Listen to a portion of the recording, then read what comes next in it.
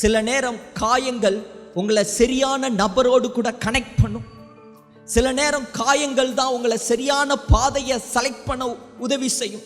காயம் மட்டும் இல்லைன்னா மருத்துவரை தேடி தேடி போயிருப்பா, அங்க இங்க தான் இஷ்டம் போல போயிருப்பா, எங்கேயுமே அவளுக்கு விட கிடைச்சிருக்காது. ஆனா இந்த காயங்கள் மறையாததுனால, இந்த காயங்கள் ஆறாததுனால அவளுடைய பாதை சரியான ஒரு நபரை அவர் கண்டுபிடித்தாள்.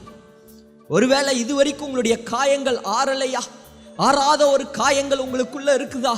இந்த காயம் எனக்கு ஆறவே இல்லை பாஸ்டர், பல வருடமா, ஐயோ நான் பட்ட நிந்தைகள் அவமானங்கள் அதிகம், இது யாராலையும் ஆற்ற முடியாது. இதை தேடி நான் பலர்கிட்ட என்னுடைய சஜஷன் கேட்டுட்டேன், பல மனிதர்கள் கிட்ட என்னை பத்தி நான் சொல்லிட்டேன். அவங்கெல்லாம் மேலும் மேலும் தான் என்னை துன்பப்படுத்தினாங்க, மேலும் மேலும் எனக்கு முன்பதாக ஒன்று பேசிட்டு பின்னாடி போய் எனக்கு வேற மாதிரி என்னை பத்தி பேசிட்டாங்க, என்னை மேலும் மேலும் காயப்படுத்திட்டாங்க. நான் யாரை நம்பி போனோ, யாரையெல்லாம் கூட பார்த்தனோ, யாரெல்லாம் எனக்கு உதவி செய்வாங்கன்னு நினைச்சனோ, அவங்கனால எந்த ஒரு பிரயோஜனமும் இல்லாம போயிடுச்சு. என்னுடைய காயத்துக்கு மருந்தே இல்லை. இந்த காயம்தான் உங்களை இந்த சபைக்கு கொண்டு வந்திருக்கிறது.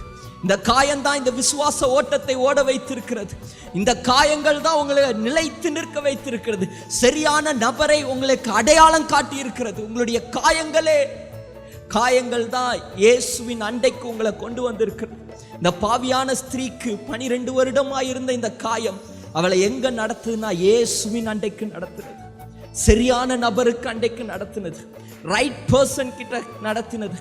ஒருவேளை சில காயங்கள் உங்களுக்கு ஏற்பட்டு இருக்கலாம், சில பலவீனத்தோடு நீங்க வந்திருக்கலாம். இது உங்களை கரெக்டான பர்சன் கூட கனெக்ட் பண்ணும்.